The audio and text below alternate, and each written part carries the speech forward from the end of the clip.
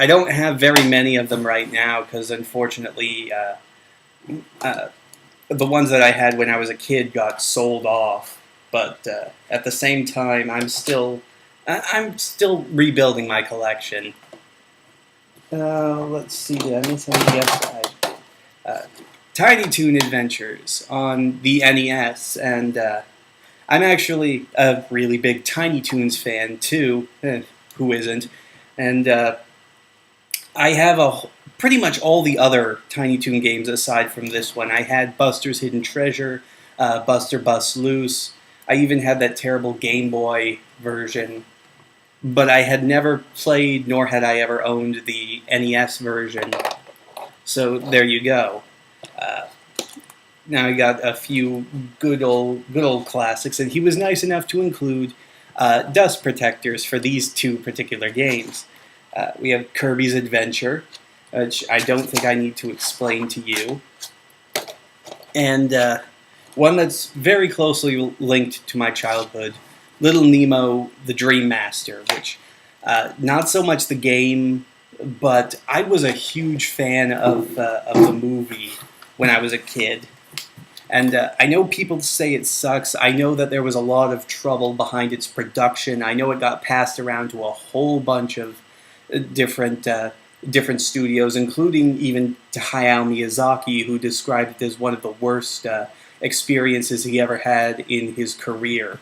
But at the same time, I loved the movie when I was a kid, and I still love it now despite its flaws. It might just be the nostalgia talking, but I sit down and I watch that, and it's just pure enjoyment for me. I only had one PlayStation game in this set. I don't think I need to say anything about that because it's basically as budget as you can get. Let's see. I have a whole bunch of Super Nintendo games here, both good and bad, but you got to remember I am a collector and I am a completionist, which is why I have both Sunset Riders and Bubsy in Claw's Encounter of the Third Kind in the same box here. Good or bad, I gotta own them. You know, you're talking to a guy who owns both the Genesis and Super Nintendo version of Shaq Fu here. Let's see. The Lawnmower Man, based off of... this was actually... My friend Kyle is a huge fan of the movie The Lawnmower Man, and so he was trying to push this game off of me. I actually was not going to buy it in this batch. But he kept saying, no, it's really good, and you really got to watch the movie because it's really good, even though it got panned. And I'm like, okay, fine, if it'll shut you up, I'll buy the game with everything else. And I did. I haven't had a chance to play it yet, but you can stop talking to me about the Lawnmower Man now, because, I bought it. Yeah, slightly ruined sticker on the Ghouls and Ghosts, that's how you say it. This thing has been renamed like so many different times, but yeah, as you can tell, there were stickers on it for a place called Tip Top Video, which I assume was a video rental store, and they plastered stickers all over the cartridge, which is great for somebody like me. This was one of the weirdest games that he was selling, and again, I had never heard of this before, haven't had a chance to play it. I've played a game I say like this, but I'm not sure if it's anything like it, but Claymates, and from the, I'm not sure how well you can see that on my crappy camera there, but yeah. I'm not sure if this is a kid's game or what, but the closest thing I remember to that when I was a kid was the Super Nintendo version of Clay Fighters, which it wasn't a good fighting game, but it was a novelty at the time, and I was a pretty stupid kid. But let's see. He gave me a great price on this one, Illusion of Gaia. I think I only paid like $20 for this, somewhere around here. He was real nice about giving me this one, and he spoke very, very highly of it. Oh, here's something from the NES that I forgot to show you. I got myself a Game Genie. Yeah, I'm gonna have fun with that, especially since I don't have the code booklet for it. So, and I'm too lazy to look up codes on the internet. So I'll probably just have some fun, just coming up with my own codes. And here is where I kind of bite myself in the ass, because you'll remember in like my Capcom Classics review, I complained about how Capcom had put more than one version of Street Fighter 2 on the same PlayStation 2 disc. And then what do? I go around and I buy Street Fighter 2 and Super Street Fighter 2 in the same batch. Yes. So yes, I fully admit to being a hypocrite there. So sorry if I've shattered your faith in me. About one Nintendo 64 game. He didn't really have a whole lot of those. Buck Bumble, which I only remember because it had a really big hype up in an old Nintendo Power issue. And I played a little bit of it back when I was a kid, and I couldn't wrap my head around it because I wasn't that good at shooting games back then. Come to think of it, I'm not that good at shooting games right now either. Dear Lord, this is taking longer than I thought, and it's actually really hot in here, which is unusual because it's Maine in September. It's usually freezing at this time of year. It's fucking end times, I guess. Anyway, the rest of the games that I got was a collection of Sega Saturn games, most of which I had either never heard of or never played, so all of these games are going to be a new experience for me, and I'm sure some of them, just by looking at the covers, would make great reviews, like Astral. Don't that just look pretty, folks? Yeah. That's tip-top quality right there. Let's see. Rayman, the original, and by far probably the best in the series so far. I'm actually really looking forward to Rayman Origins, because when I was a kid, I had this on the PlayStation, and it was one of my favorite games on the PlayStation when I first got it. Let's see.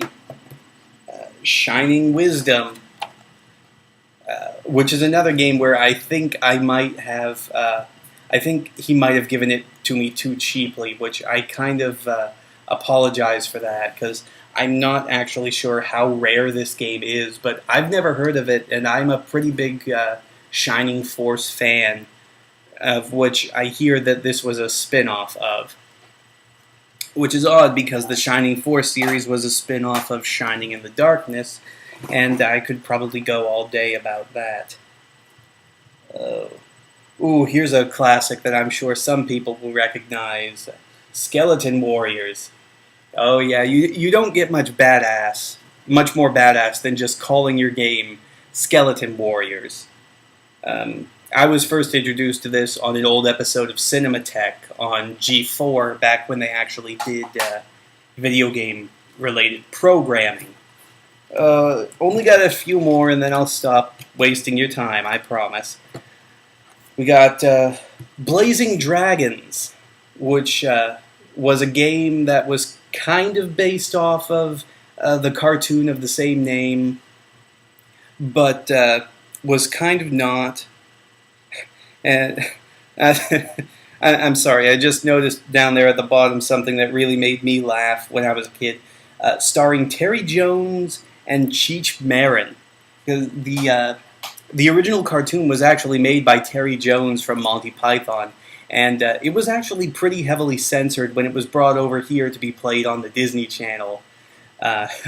There's a funny story behind that maybe I'll talk to you one day if I ever do review that game.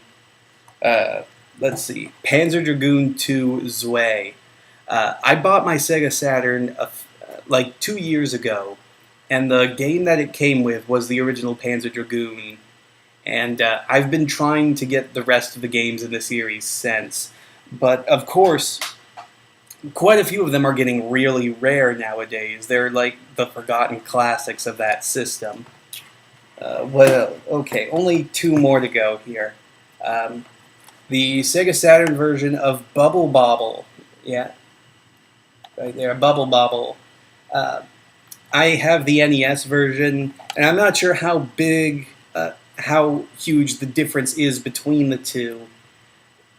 It looks like, it looks like it might be very similar to Bubble Bobble 2 on the NES, just with enhanced graphics. And lastly, I'm really glad that he was willing to negotiate a price for this one. I actually wasn't going to buy it until he agreed to throw it in with the rest of the bundle for a bargain price. Sonic Jam. Pretty good condition. I don't know if you can see the case is a little scuffed, but that's normal shelfware. But it's in very good condition, this version.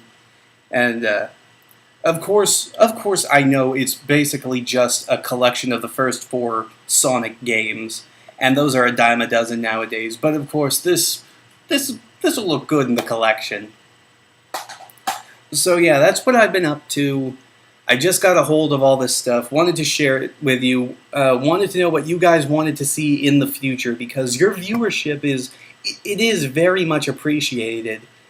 And I do want to hear from you guys. I do want you to give me suggestions, to tell me what you want to see in the future from this show, because that way I can tell you exactly, I can center my show around my audience and make you feel like your vote matters, because you guys sit through both my best and my worst stuff, and I'm very appreciative of that.